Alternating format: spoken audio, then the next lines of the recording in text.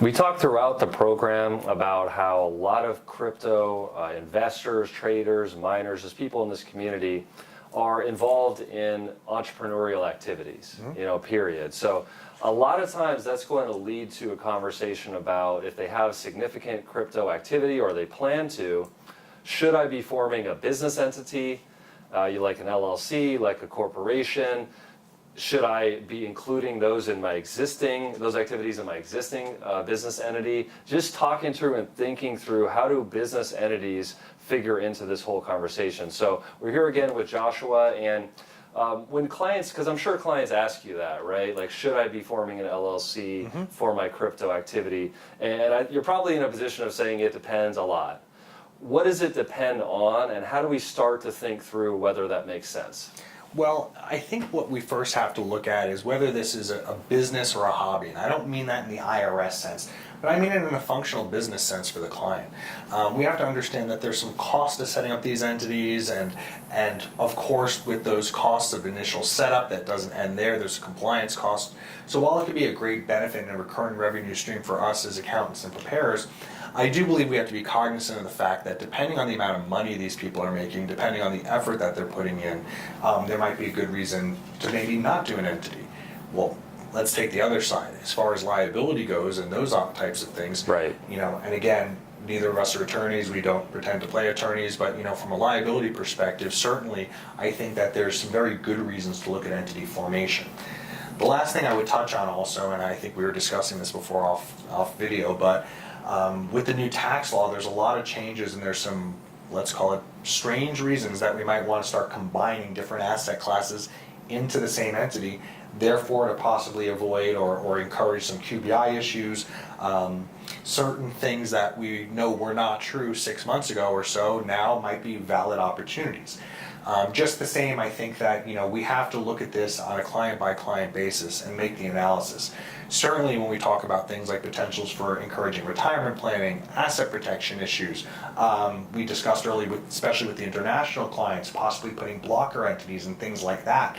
What's a blocker entity? Sorry, for those of you who aren't familiar, basically a blocker entity is an entity that sits in the middle of a chain of entities, essentially stopping the taxation from passing through. So if there's a pass-through entity such as an LLC and it's owned by a C corporation, then it doesn't necessarily cause a U.S. filing obligation for the foreigner who happens to own the C corp, if they aren't necessarily taking dividends, and with a number of other caveats I'll leave out of here. But that could be definitely an interesting entity type, maybe for you guys to do a little more research about. Absolutely. Because that may be something that some of these hyper-intelligent crypto clients might mention, that they checked out online and could be an option. In general, and I'm sure it depends on a lot of different things, is there one type of entity or a couple different options that would be sort of the first place to look if someone's going to form an entity for their crypto activities? Well, usually I'm a big fan of LLCs.